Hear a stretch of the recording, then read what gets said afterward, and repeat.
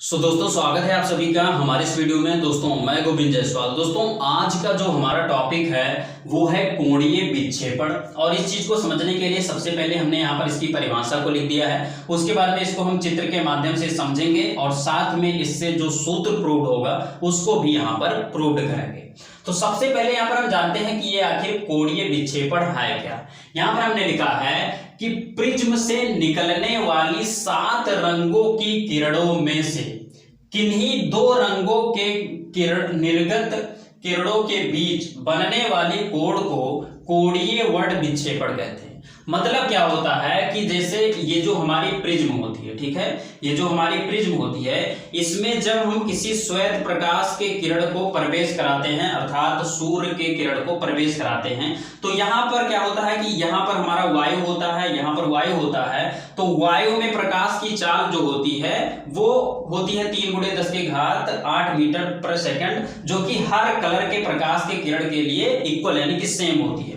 लेकिन अगर कांच में जब ये प्रकाश की किरण प्रवेश करती है तो ये जो हमारी श्वेत किरण होती है ये कई रंग के प्रकाश के किरण से मिलकर बनी होती है, ठीक। तो यहाँ पर कांच के लिए हर रंग के प्रकाश के किरण का जो चाल होता है वो अलग अलग होता है। तो इसी में से लाल का जो चाल होता है वो सबसे ज्यादा होता है, तो कम विचलित होती है और ये कुछ इस तरीके से चली जाती है, ये रेड वाली, ठीक। और उसके बाद में हमारा दूसरा आ जाता है नारंगी रंग का प्रकाश का किरण, तो वो उसका जो चाल होता है वो रेड वाले से थोड़ा सा कम होता है, तो इससे ये थोड़ा और नीचे झुक जाती है और ये कुछ इस तरीके से यहाँ पर चली जाती है। तो इस प्रकार से कर ये जो प्रकाश की किरण है इसकी चाल घटती जाती है और ये जो प्रिज्म होता है इस श्वेत प्रकाश की किरण को 7 रंगों में यहाँ पर विभाजित कर देता है, ठीक। जिसमें से सबसे ऊपर हमारा रेड हो जाता है और सबसे नीचे जो हमारा होता है वो हमारा बैगनी रंग का प्रकाश का किरण होता है, ठीक। तो ये चीज हमने इसके पहले वाले वीडियोज में पढ़ रखा है, ठीक है।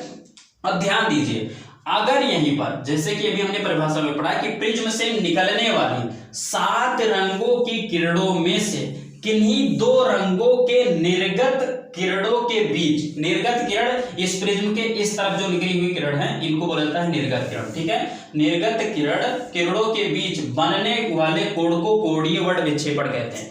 मतलब क्या है कि जैसे किन्हीं 2, मान लेते हैं कि ये रेड वाला और ऑरेंज वाला ले लेते हैं, इसको अगर डॉट डॉट लाइन द्वारा कुछ इस तरीके से बढ़ाया जाए, ठीक है, और इसको कुछ इस तरीके से बढ़ाया जाए तो पीछे जब आएंगे आप तो यहाँ पर एक कोण बनेगा, ठीक। तो ये जो हमारा कोण होगा ये क्या कहलाएगा, कोणीय वर्ण विक्षेपण कहलाएगा। ऐसे ही अगर हम सेकंड वाले प्रकाश की किरण को ले लें तो कुछ इस तरीके से ये जाएगा ऐसे, और यहाँ पर हम थर्ड वाले को लेंगे तो ये कुछ इस तरीके से जाएगा, ठीक। तो यहाँ पर ये क्या हुआ, यहाँ पर एक कोण बनेगा, तो ये हमारा क्या कहलाता है, ये हमारा कोणीय वर्ण विक्षेपण कहलाता है। तो इतनी चीज को हमने जान लिया। उसके बाद में अगर हम आगे परिभाषा में चले तो यहाँ पर हमने बताया है कि साथ ही वर्ण विक्षेपण के दौरान बैगनी तथा लाल रंग के किरणों के बीच विचलन कोणों का अंतर कोणीय विक्षेपण कहलाता है। मतलब क्या है कि ये जो हमारा रेड कलर है, ठीक है, और ये जो हमारा सबसे लास्ट वाला यानी बैगनी कलर का जो किरण है, इनके पीछे की ओर अगर हम इसको डॉट डॉट लाइन द्वारा बढ़ाएं और इस वाले को डॉट डॉट लाइन द्वारा बढ़ाएं और इसको मिलाएं तो ये जो कोण बनेगा इसको मान लेते हैं थीटा बनेगा, ठीक है। तो ये जो कोण होगा ये हमारा कहलाएगा कोणीय विक्षेपण, ठीक। यानी कि सबसे फर्स्ट नंबर पर जो प्रकाश की किरण जाती है वो लाल रंग की प्रकाश की किरण और सबसे लास्ट में हमारी बैगनी रंग की प्रकाश की किरण होती है। इन्हीं दोनों प्रकाश के किरणों के बीच का जो कोण होगा यानी निर्गत किरणों के बीच का जो कोण होगा थीटा, यही हमारा कहलाएगा कोणीय विक्षेपण, ठीक है। अब हम इस चित्र के माध्यम से सूत्र को प्रूव करेंगे। ध्यान दीजिए, इस चीज को यहां से हम मिटा देते हैं और इस चित्र पर हम चलते हैं। यहां पर भी क्या किया गया है, यहां पर सबसे पहले हमने रेड वाले प्रकाश की किरण को ले लिया है और सबसे लास्ट वाले यानी वायलेट यानी कि बैगनी रंग के प्रकाश की किरण को ले लिया, ठीक है। अब यहां पर इसको हमने पीछे की ओर बढ़ा दिया और यहां से इसको थीटा नाम दे दिया। थीटा हमारा क्या है, थीटा हमारा ये कोणीय विक्षेपण है, ठीक। अब ध्यान से अगर देखें तो ये जो श्वेत प्रकाश की किरण चली थी इसको जाना चाहिए था इसे कुछ सीध में निकल जानी चाहिए थी, लेकिन जब प्रिज्म रख दिया गया तो ये प्रकाश की किरण अपने मार्ग से विचलित होकर दूसरी ओर चली गई। तो ऐसे कंडीशन में अगर इस लाल रंग के प्रकाश किरण का विचलन अगर ज्ञात करना हो, विचलन कोण ज्ञात करना हो, तो ये जो हमने काल्पनिक रेखा खींची, यानी कि इसको जानी चाहिए थी इस तरफ, तो यहां से और इस वाली रेखा के बीच, यानी इस वाली रेड वाली किरण के बीच में जो कोण बनेगा, ये जो कोण होगा ये डेल्टा आर, ये हमारा क्या कहलाएगा, इस लाल रंग के प्रकाश किरण का विचलन कोण। ठीक है, साथ में अगर इस बैगनी रंग के प्रकाश किरण का विचलन कोण ज्ञात करना है, तो यहां से कितना विचलित हुआ, इतना ज्यादा विचलित हुआ, अर्थात यहां पर ये जो डेल्टा बी है ये हमारा क्या हो जाएगा, बैगनी रंग के प्रकाश किरण का विचलन कोण। इतनी चीज हो गई। अब ध्यान दीजिए, अगर यहां पर हम इस पूरे बैगनी रंग के विचलन कोण में से इस लाल रंग के विचलन कोण को माइनस कर दें, ठीक है, इसको माइनस कर दें, तो हमारा जो कोण बनेगा वो किसके बराबर हो जाएगा, थीटा के बराबर हो जाएगा। ठीक, तो यहां से हम क्या लिख सकते हैं, यहां से हम लिख सकते हैं चित्रानुसार हम क्या लिख सकते हैं, यहां से हम लिख सकते हैं theta is equal to delta B minus delta R. ध्यान से समझिए, यहां पर क्या हुआ कि इस पूरे में से इतने को घटा दिया गया, तो ये हमारा थीटा का मान आ गया। ठीक है, तो यहां से हम theta is equal to delta B minus delta R लिख सकते हैं। इसको इक्वेशन नंबर फर्स्ट हमने बना दिया, ये यहां पर हो गया। उसके बाद में हमने आपको इस वीडियो के 4 वीडियो के पहले आपको हमने प्रिज्म का सूत्र निकाला था। ठीक है, तो वहां पर क्या था कि वहां पर हमने एक पतले प्रिज्म के लिए जो विचलन कोण का मान था उसको हमने निकाला था। तो यहां पर हम क्या लिखेंगे, यहां पर हम लिखेंगे हम जानते हैं। क्या जानते हैं, हमने इसके 4 वीडियो पहले पढ़ा था कि जो पतले प्रिज्म के लिए जो विचलन कोण का मान यानी डेल्टा एम का मान होता है वो होता है म्यू एम माइनस 1 इंटू ए। ध्यान दीजिए, इस वाले सूत्र को याद कीजिए, जो एक पतला प्रिज्म हमने लिया था उसके लिए हमने डेल्टा एम का मान निकाला था, तो ये चीज हमको पता है। ठीक है, तो जब डेल्टा एम यानी कि यहां पर जो विचलन कोण है वो मिनिमम हो जा रहा है, तो इसके लिए यहां पर इसका मान ये है, और यहीं पर अगर हमको डेल्टा आर निकालना हो तो इसी प्रकार से निकाल सकते हैं। तो यहां पर हम क्या लिखेंगे, इसलिए डेल्टा आर, ध्यान दीजिए, डेल्टा आर इजिकल टू क्या हो जाएगा, म्यू आर माइनस 1 इंटू ए, क्योंकि यहां पर एम है तो यहां पर आर हो गया, आर का जब बात किया गया। ठीक, तो यहां पर हमको क्या मिल गया, ये जो विचलन कोण है इसका मान ये हो जाएगा। ठीक, और यहीं पर बैगनी रंग के प्रकाश की किरण का जो विचलन कोण है डेल्टा वी, यहां से हम लिख सकते हैं तथा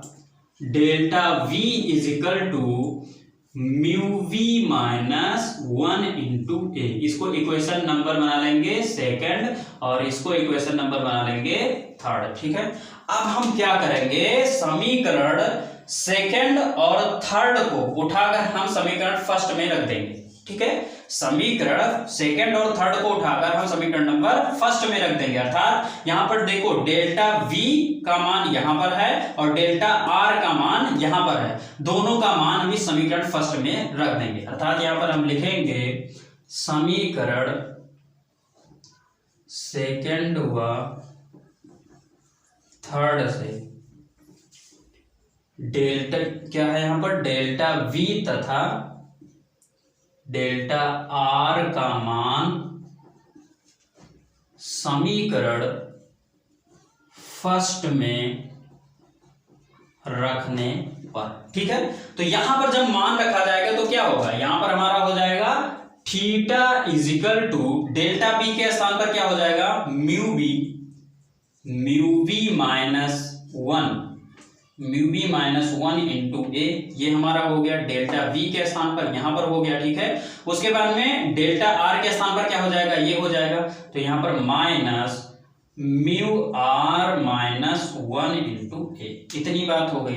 अब इसको हल कर लेंगे, हमारा आंसर आ जाएगा, अर्थात डेल्टा का मान आ जाएगा। तो यहां पर हमारा हो जाएगा theta is equal to mu B A, जब हम कोष्ठक खोलेंगे, और यहां पर हो जाएगा ए। ठीक है, माइनस म्यू आर ए, ठीक है। और यहाँ पर माइनस माइनस प्लस हो जाएगा और यहाँ पर हो जाएगा ए, ठीक। अब ध्यान दीजिए, यहाँ पर अगर आप देखेंगे तो ये ए से ए खत्म हो जाएगा, यानी ए में से ए घट जाएगा, ये 0 हो जाएगा। और साथ में यहाँ पर देखो, यहाँ पर भी ए है, यहाँ पर भी ए है, तो ए को कॉमन ले लिया जाएगा। तो कुल मिलाकर हमको मिलेगा theta is equal to mu B minus mu R into A, ठीक है। तो ये जो हमें मान मिला, ठीक, theta is equal to mu B minus mu R into A, ये क्या है? ये हमारा है कोणीय विक्षेपण अर्थात थीटा का मान, ठीक है। तो यहां पर अगर आप यहां से एक बार दोबारा से देख लें इस परिभाषा को, तो यहां पर लिखा था हमने, साथ ही वर्ण विक्षेपण के दौरान बैंगनी तथा लाल रंग के किरणों के बीच, ठीक है, बैंगनी तथा लाल रंग के किरणों के बीच विचलन कोणों का अंतर कोणीय विक्षेपण कहलाता है, ठीक। तो यहां पर अगर आप देखें तो यहां पर क्या किया था, इसमें से को हटाया था, तो यहां पर थीटा का मान आ गया था। तो ये जो थीटा का मान है वो हमारा क्या आ गया, mu B minus mu R into A, और यही हमारा होता है कोणीय विक्षेपण। आई होप कि ये चीजें आपको समझ में आ गई होंगी। अगर ये चीजें समझ में आ गई तो वीडियो को लाइक कर दीजिए, और चैनल पर नए हैं तो चैनल को सब्सक्राइब कर प्रेस कर लीजिए बेल आइकन को, जिससे कि आपको नए वीडियो का अपडेट मिलता रहे। तो दोस्तों बस यहीं पर दीजिए इजाजत। जय हिंद।